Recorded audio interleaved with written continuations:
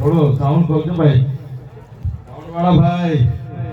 ભાજપ વાળા ને પોલીસ વાળા પણ અમારો અવાજ દબાવે છે, તમે પણ અમારો અવાજ દબાવો છો.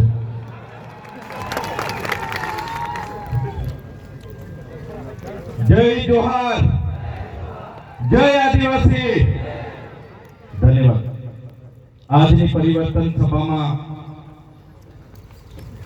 જોડિયા પરમેશ્વર અને રૂપસિંહ નાયકની ક્રાંતિકારી ભૂમિ પર અહીં મંચસ્થ ઉપસ્થિત, જેમણે ખૂબ જ સરસ વિગતવાર શિક્ષણ બાબતે, પરીક્ષાઓ બાબતે પ્રકાશ પાડ્યો એવા અમારા સાથી આમ આદમી પાર્ટીના વિદ્યાર્થી નેતા યુવરાજસિંહ જાડેજા, આપણા જ વિસ્તારના છોટાઉદેપુર લોકસભાના ઇન્ચાર્જની જેમની જવાબદારી છે એવા મુકેશભાઈ બારિયા, છોટાઉદેપુર જિલ્લાના આમ આદમી પાર્ટીના પ્રમુખ એવા રાધિકાબેન રાઠવા, છોટાઉદેપુર વિધાનસભાના પ્રભારી એવા વિનુભાઈ રાઠવા, કદવાલ તાલુકાના પ્રમુખ એવા રવિન્દ્રભાઈ, સાથે જ આ વિસ્તારના આગેવાન એવા પર્વતભાઈ, જેમણે આ મંચ પરથી ખૂબ સારું વક્તવ્ય આપ્યું, જેમને આપણે સૌ રાજેશભાઈ લગામી તરીકે ઓળખીએ છીએ એવા રાજેશભાઈ રાઠવા, જેઓ પોતાની પાઘડીથી પરિચિત છે, ઓળખાણ ધરાવે છે એવા અમારા આપણા સૌના વડીલ એવા ભગિયાભાઈ રાઠવા, સાથે યુવા આગેવાન પરેશભાઈ રાઠવા, મંચસ્થ ઉપસ્થિત તમામ નામી અનામી પદાધિકારીગણ, એ જ પ્રકારે મારી સામે જુદા જુદા વિસ્તારોમાં ભારતીય જનતા પાર્ટીના નેતાઓની ધમકી હતી, ડર હતો, સરપંચોનો ડર હતો કે જશો તો તમારા મીટર તોડી લઈશું, તમારા ઝૂંપડા પાસ નહીં થવા દઈએ, તમારો રોડ નહીં બનાવીશું, તમારા પેલા ખેડૂતના પૈસા જમા નહીં કરીશું, વિધવા પેન્શન નહીં મળશે, વૃદ્ધ પેન્શન નહીં મળશે, છતાં પણ પોતાની કોઈની પણ ડાક ધમકીના દબાણમાં આવ્યા વગર મોટી સંખ્યામાં અહીંયા ઉપસ્થિત થયેલા મારા પિતા તુલ્ય વડીલો, માતા તુલ્ય મારી માતાઓ, બહેનો, મારા સાથી યુવાન મિત્રો, મીડિયાના મિત્રો, પોલીસ અધિકારીઓ, બધા માટે એકવાર આપણે જોરદાર તાળીઓ પાડી લઈએ. સાથીઓ, તમને બધાને ખબર છે કે જે પ્રકારે આપણા દેશ પર અંગ્રેજોનું શાસન હતું, એના પહેલા પણ ઘણી મુગલોએ પણ 500 થી 700 વર્ષ શાસન કર્યા, બીજી ઘણી બહારની અનેક જાતિઓના અતિક્રમણો થયા, આક્રમણો થયા, અને આઝાદીના લડતમાં બધા જ લોકોએ પોતપોતાનું યોગદાન આપ્યું.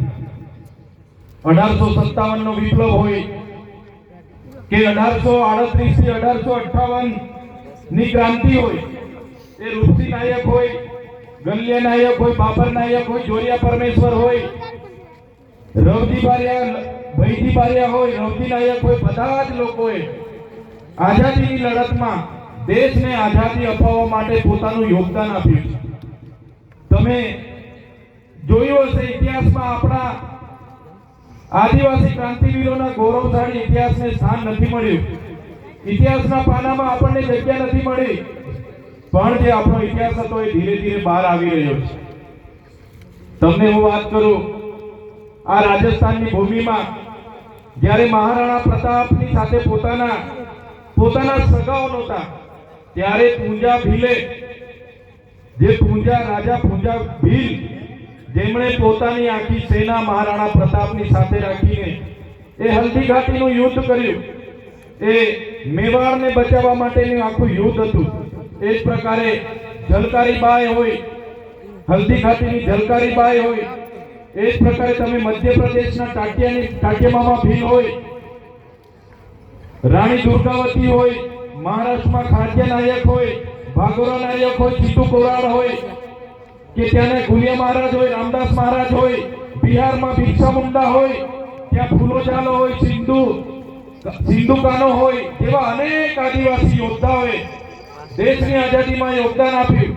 ગુરુ ગોવિંદસિંહની આગેવાનીમાં માનગઢની ધામમાં 1507 જેટલા આદિવાસીઓને અંગ્રેજોએ ગોળીઓ પૂજી દીધા. એ જ પ્રકારના અહીંયા આપણે જાંબુ ઘોડામાં ફાંસીએ ચડાવી દીધા. પાલગઢવાડામાં 1200 થી પણ વધારે લોકોને અંગ્રેજોએ ગોળીબાર કર્યો, ગોળીકાંડ થયો. મારો કહેવાનો મતલબ કે દેશને આઝાદી અપાવવા માટે આપણા લોકોએ આટલા મોટા યોગદાનો આપ્યા, શહીદી વહોરી અને દેશને આઝાદી મળી. ભલે ઇતિહાસમાં એમનું ક્યાંય નામ નથી, પણ ઇતિહાસને આજે સાક્ષી છે. એમનો ઇતિહાસ આજે એ પથ્થરની લકીરોની જેમ ધીરે ધીરે બહાર આવી રહ્યો છે. ત્યારે દેશ આઝાદ થયો, દેશનું સંવિધાન બન્યું અને દેશના સંવિધાનના અમુકમાં એવું જણાવવામાં આવ્યું કે અમે ભારતના લોકો આ દેશને સમાનતા, સ્વતંત્રતા અને બંધુતા આપીએ છીએ. આ દેશના લોકોને ધર્મનિરપેક્ષતા આપીએ છીએ. આ દેશના લોકોને એકતા રહે, વિવિધતામાં એકતા રહે એ બાબતની સંવિધાનમાં પ્રાવધાન છે. પણ આ દેશ એ સંવિધાનથી ચાલતો નથી. આજે દેશમાં જે પણ સરકારો આવી એમણે એવી વ્યવસ્થાઓ કરી છે કે આજે ગરીબ દિવસે ને દિવસે ગરીબ થતો જાય છે, ખેડૂત દિવસે ને દિવસે જાય છે અને ઉદ્યોગપતિઓ આજે દિવસે ને દિવસે માલદાર થાય છે. આપણો શું ઉદ્દેશ હોય? બેઠેલા મારા વડીલો, યુવાનો, અહીંયા માતા બહેનો, આપણે સરકારને મતદાન કેમ આપીએ છીએ? કે આપણે સરકારને એટલા માટે મતદાન આપીએ કે આપણા વિસ્તારમાં આપણને મૂળભૂત સુવિધાઓ મળે, આપણા બાળકોને ભણવા માટે સારી શાળા મળે, સારી આંગણવાડી મળે, પૂરતા શિક્ષકો મળે અને ભણી ગણીને જ્યારે આપણા યુવાન યુવતીઓ આવે તો એમને જીવન જીવવા માટેની રોજગારી મળે, નોકરી મળે. પણ એ આ સરકાર કરી નથી રહી. 30 વર્ષથી તમે જોયું હશે એક હપ્તું ભારતીય જનતા પાર્ટીનું શાસન છે. તમે અમે બધા જ ભારતીય જનતા પાર્ટીને મત આપ્યા છે અને ભારતીય જનતા પાર્ટી વર્ષોથી 30 વર્ષ શાસન કર્યું છે. આજે સંવિધાનથી દેશ જો ચાલતો હોય તો એ સંવિધાનમાં અનુસૂચિ 5 લાગુ કરવામાં આવી છે. એ સંવિધાનમાં પેશા એક્ટ 1996 બનાવવામાં આવ્યો છે. એ સંવિધાનમાં 73 એની વાત છે. એ સંવિધાનમાં આદિવાસીઓના જળ, જંગલ, જમીન પરના અધિકારોનું પ્રાવધાન છે. એ સંવિધાનમાં વન અધિકાર અધિનિયમ 2006 અંતર્ગત જે પણ આદિવાસીઓ જંગલની જમીન ખેડે એને એ જમીન આપવાનું પ્રાવધાન છે. પણ સાથીઓ, આજ દિન સુધી આ ભારતીય જનતા પાર્ટીની સરકારે આપણા આદિવાસીઓના કાયદા કાનૂનનો અમલ નથી કર્યો. એટલા માટે અમે તમને કહેવા માટે આવ્યા છે કે હવે તમારો સ્વાભિમાન જગાડો અને આ ભારતીય જનતા પાર્ટીને આવનારી તાલુકા જિલ્લા પંચાયતોમાંથી દૂર કરો. અહીંના નેતાઓ, એમના મંત્રીઓ, એમના સાંસદો, બધા જ લોકો આ વિસ્તારોમાં કહેવા માટે આવે છે કે અમારી સરકાર છે, અમારી સરકાર છે. અમે કહીશું તે થશે તો એમને કહેવા માંગીએ છીએ આ ભીખાપુરાથી ઉપરની પૂર્વ પટ્ટીના ગામોમાં આજે વિદ્યાર્થીઓને અહીંયા આવવા માટેની બસની વ્યવસ્થાઓ નથી. આજે 4 મહિના પહેલા કદવાલને તાલુકો જાહેર કર્યો છે. આજે ત્યાં મામલતદાર કચેરીમાં લોકોને જવાબ આપવા માટે અધિકારીઓ નથી. આજે તાલુકા પંચાયતને 4 મહિના થઈ ગયા, એમના અધિકારીઓ આજે લોકોના કામ કરતા નથી. આજે કદવાલને એક ડેપો મળવો જોઈએ, સ્વતંત્ર પોલીસ સ્ટેશન મળવું જોઈએ. કદવાલના લોકોને એ મનરેગાની શાખા હોય, એ ચાહે સિંચાઈની શાખા હોય, માર્ગ અને મકાન વિભાગની શાખા હોય, તમામ પ્રકારની વ્યવસ્થા સરકારે કરવી જોઈએ. પણ 4 મહિનાથી કદવાલને તાલુકો જાહેર કર્યો છે, છતાં આજે પણ એક પણ કચેરી ચાલુ કરવામાં નથી આવી. અને ચાલુ કરવામાં આવી છે ત્યાં અધિકારીઓ આ આદિવાસીઓને જવાબ નથી આપતા. એમના કટિયાના કામ હોય, ઓનલાઈન અરજી હોય, કોઈ પણ બાબતે અધિકારીઓ જવાબ નથી આપતા. ત્યારે આ મંચ પરથી અમે કહેવા માંગીએ છીએ, અમે તમને એટલું કહેવા માટે આવ્યા છે, જો આ કદવાલની તમામ શાખાઓ આપણા કદવાલ તાલુકાના લોકોના પ્રશ્નોનું નિરાકરણ નહીં લાવશે તો આવનારા દિવસોમાં આમ આદમી પાર્ટી તાલુકા જિલ્લા પંચાયતમાં પણ રેડ પાડશે. કેમ કે આપણે ક્યાં સુધી એમને કહેવાનું કે ભાઈ અમારું કામ કરો, ક્યાં સુધી ભાઈ બાપા કરતા રહેવાનું છે, ક્યાં સુધી લાઈનો પર રહેવાનું છે? એટલા માટે તમને અમે કહેવા માટે આવ્યા છે, હવે તો તમારો સ્વમાન જગાડો, હવે તો તમે બોલતા થાવ. આજે તમે જોતા હશો, અમે હોય કે અમારા મંચ પર બેઠેલા તમામ આગેવાનો વિડિયો તમારા મોબાઈલમાં પણ આવતા હશે. અમે આ બધા જ આગેવાનોના ચહેરા તમે જોઈ લેજો.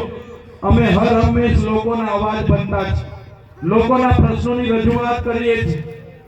અને એક બાજુ ભાજપના નેતાઓ તમે જોજો, એ એમનું કામ કરતા હશે, એમના બંગલાઓ બનાવતા હશે, એમની મોટી મોટી ગાડીઓ લાવવા માટે પૈસા ભેગા કરતા હશે, કોન્ટ્રાક્ટના કામો કરતા હશે, માટી ખોદતા હશે, પુલ ખાઈ જતા હશે, રોડ ખાઈ જતા હશે. થાય છે કે નથી થતું? આજે નલ સે જલની યોજનામાં એક એક ગામમાં 70-80 લાખ રૂપિયાનો આ લોકોએ ખર્ચો કર્યો. નલ સે જલમાંથી પાણી આવે છે ભાઈ, બેનો પાણી આવે છે નળમાંથી. આ ભાજપના લોકો એમાં કોન્ટ્રાક્ટર હતા, એમણે પાઇપો તો દાટી દીધી, પણ પાણી ક્યાંથી લાવવાનું, નળમાંથી પાણી ક્યાંથી આવશે એની કોઈ આયોજન કર્યું નથી. અને નલ સે જલમાં જો કૌભાંડ કર્યું હોય તો એ ભારતીય જનતા પાર્ટીના ચૂંટાયેલા નેતાઓના લીધે આજે આ વિસ્તારમાં કૌભાંડ થયું છે. આજે આપણે બધા મળીએ છીએ ત્યારે આપણે કહીએ છીએ કે જય રામજી, કહીએ છીએ કે નથી કહેતા? જય રામજી કહીએ છીએ, રામ રામ કહીએ છીએ, સીતારામ કહીએ છીએ, સિયારામ કહીએ છીએ. પણ આ ભારતીય જનતા પાર્ટીની સરકારે જે મહાત્મા ગાંધીના નામે મનરેગા યોજના હતી એનું કૌભાંડ થયું. બચુભાઈ ખાબડના દીકરાઓએ કરોડોનું કૌભાંડ કર્યું. અહીંયા પંચમહાલના પ્રમુખે કરોડોનું કૌભાંડ કર્યું. અહીંયા છોટાઉદેપુરના નેતાઓએ કરોડોના કૌભાંડો કર્યા. ભાજપ અને કોંગ્રેસના ભેગા મળીને કૌભાંડો કર્યા અને અમે ઉજાગર કર્યું. ત્યારે મનરેગાનું કૌભાંડ થઈ ગયું તો એમણે હવે જીરામજી નામ આપી દીધું છે. જાણો છો ને બધા? એટલે હવે આપણાથી જીરામજી કૌભાંડ એવું કહેવાય જ નહીં. ત્યારે સાથીઓ, રામ તો આપણા હૈયે વસે છે એવું આપણા સંતો મહંતોએ કીધું છે. ત્યારે આ ભાજપની સરકારને કહેવા માંગીએ છીએ કે મનરેગાનું નામ બદલવાથી તમારા કૌભાંડો અમે ભૂલી જવાના નથી. આવનારી તાલુકા જિલ્લા પંચાયતોમાં એ કૌભાંડો